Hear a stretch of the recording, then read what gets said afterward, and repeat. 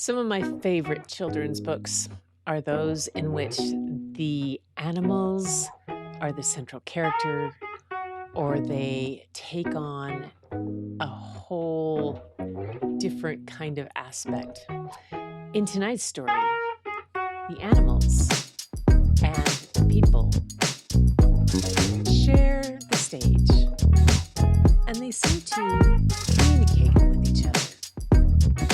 Join me for Book Bites with the Booklady.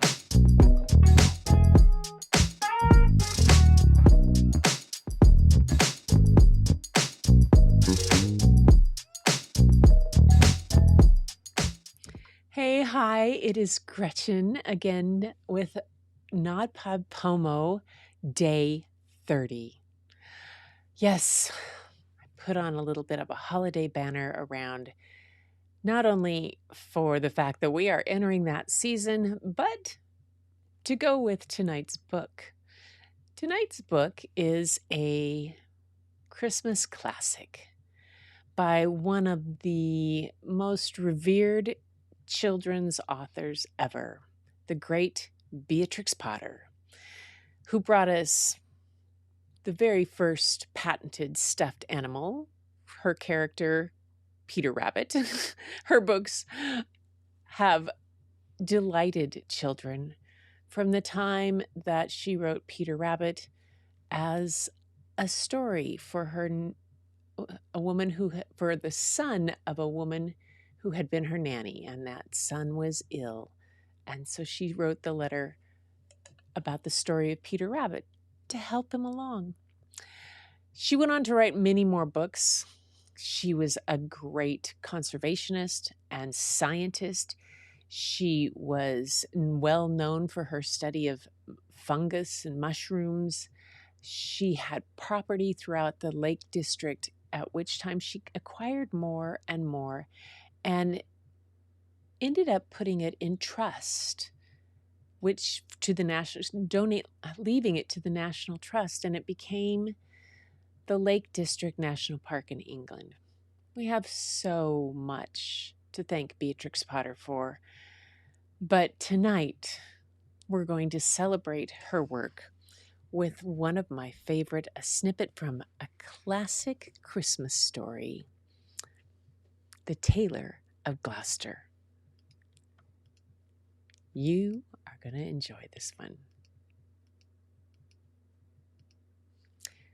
It's one of those that we can look at the language, how it's the change in language, but also how she creates such a wonderful picture with her words.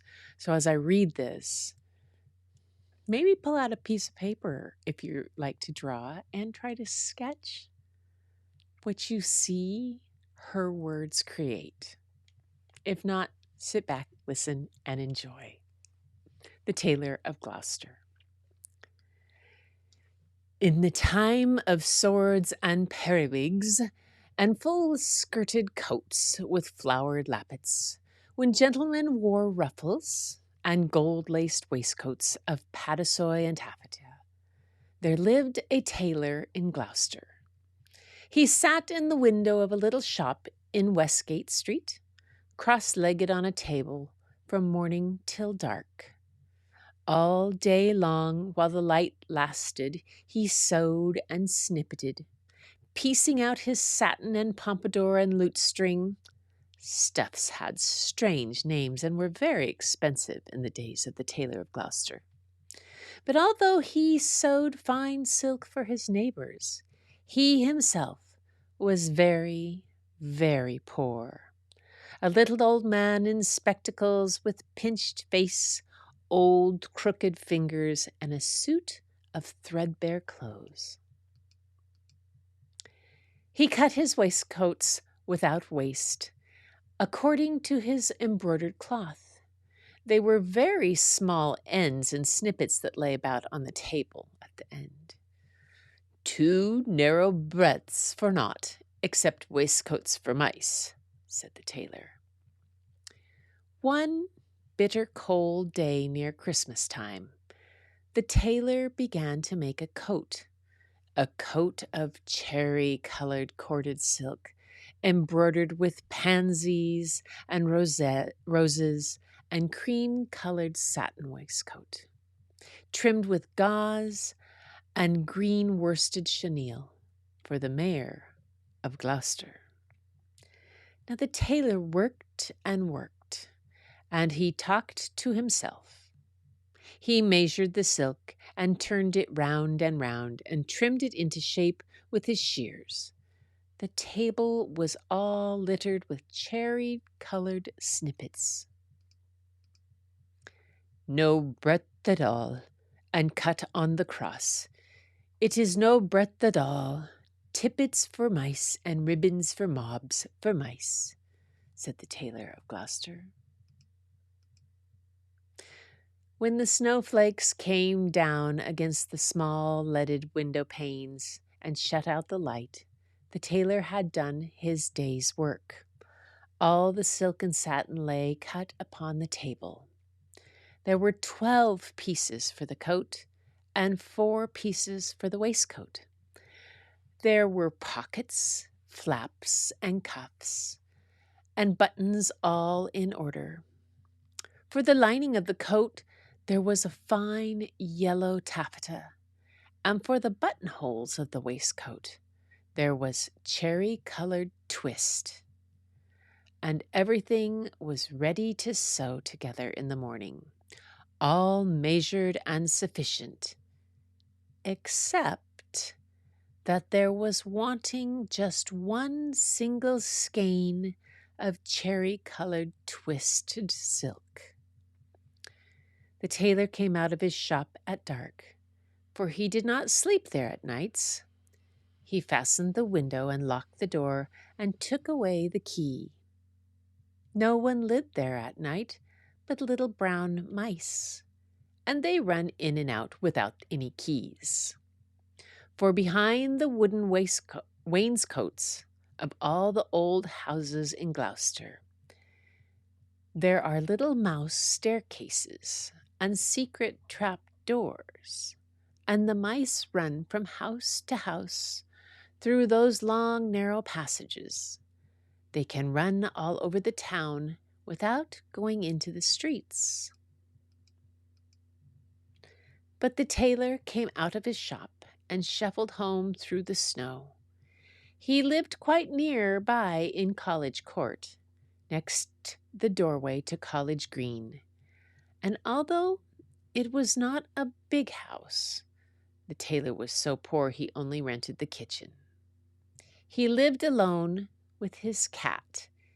It was called Simpkin. Now, all day long while the tailor was at work, Simpkin kept house by himself, and he also was fond of the mice, though he gave them no satin for coats. "Meow," said the cat when the tailor opened the door. "Meow."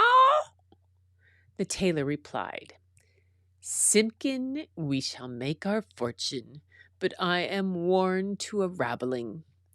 Take this groat, for which is our last 4pence, and Simpkin, take a china pipkin. Buy a pennyworth of bread, a pennyworth of milk, and a pennyworth of sausages. And oh, Simpkin, with the last penny of our 4pence, buy me 1 pennyworth of cherry-colored silk. But do not lose the last penny of the 4pence, Simpkin, or I am undone and worn to a thread paper, for I have no more twist." Then Simpkin again said, "Meow," and took the groat and the pipkin and went out into the dark. The tailor was very tired and beginning to be ill. He sat down by the hearth and talked to himself about that wonderful coat.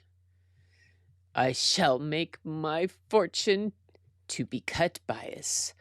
The mayor of Gloucester is to be married on Christmas Day in the morning, And he hath ordered a coat and an embroidered waistcoat to be lined with yellow taffeta, and the taffeta sufficeth. There is no more left over in snippets than will serve to make tippets for mice. Then the tailor started, for suddenly interrupting him from the dresser, at the other end of the kitchen came a number of little noises. Tip, tap, tip, tap, tap, tap, tip, tap, tap. Now, what can that be? Said the Tailor of Gloucester, jumping up from his chair. The dresser was covered with crockery and pipkins, willow pattern plates, and teacups and mugs. The tailor crossed the kitchen and stood quite still beside the dresser, listening and peering through his spectacles. Again, from under a teacup came those funny little noises. Tip, tap, tip, tap, tip, tip, tap, tap. This is very peculiar, said the Tailor of Gloucester, and he lifted up the teacup, which was upside down. Out stepped a little live lady mouse and made a curtsy to the tailor. Then she hopped away down off the dresser and under the wainscot. The tailor sat down again by the fire, warming his poor cold hands and mumbling to himself. The waistcoat is cut out from peach-colored satin, tambour stitch, and rosebuds in beautiful floss silk. Was I wise to entrust my last fourpence to Simpkin? 21 buttonholes of cherry-colored twist. But all at once, from the dresser, there came other little noises. Tip, tap, tip, tip, tap, tap, tap, tip, tip. This is passing extraordinary, said the Tailor of Gloucester, and turned over another teacup, which was upside down. Out stepped a little gentleman mouse and made a bow to the tailor.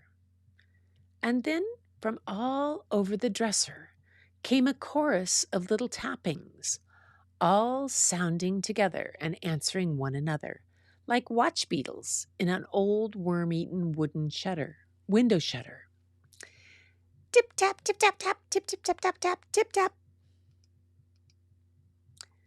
And out from under teacups, and from under bowls and basins, stepped other and more little mice, who hopped away down off the dresser and under the wainscot. The tailor sat down, close over the fire, lamenting, 21 buttonholes of cherry-colored silk, to be finished by noon of Saturday, and this is Tuesday evening. Was I right to let loose those mice, undoubtedly the property of Simpkin? Alack, I am undone, for I have no more twist. The little mice came out again and listened to the tailor. They took notice of the pattern of that wonderful coat. They whispered to one another about the taffeta lining and about the little mouse tippets. And then, all at once, they all ran away together down the passage behind the wainscot, squeaking and calling to one another as they ran from house to house. And not one mouse was left in the tailor's kitchen when Simpkin came back with the pipkin of milk. Oh my goodness. Simpkin was quite the cat. He had all those little mice trapped under the teacups. But here we have the tailor, and Simpkin's back. What goes on with the story of the Tailor of Gloucester? I love the way that Beatrix Potter uses the words and the descriptions. If you get a chance to ever get one of her books, to have the books, check them out from the library, you'll also note that many of the illustrations she did herself in the early books. Those are the ones that are absolutely fabulous. And there have been reworkings of them, but my favorites are always the originals. So, everyone, thank you so much. This brings NaPodPoMo 2023 to a close. Fitting that it is all sewn up with a book by the wonderful Beatrix Potter, who I remember vividly my grandmother and my mother reading those books to me when I was very young. And I have continued to read them to my children and to my grandchildren, and I read them to my students. I hope you have enjoyed The Tailor of Gloucester, and I hope you have enjoyed the entire collection of NaPodPoMo, and that you have maybe gotten a chance to step into a public library and explore the wonder of children's literature, whether it be in the chapter books or the picture books. For now, this is going to bring this NaPodPoMo to a close. If you want more stories, you can head over to my YouTube channel, Images by Gretchen, and I have hundreds of stories there to share. But for now, I send you my best. I thank you so much for your time. And until next time, keep looking for the beauty hidden in plain sight. It's all around you. But the first place you'll find it is when you go look in the mirror. Thanks, everybody.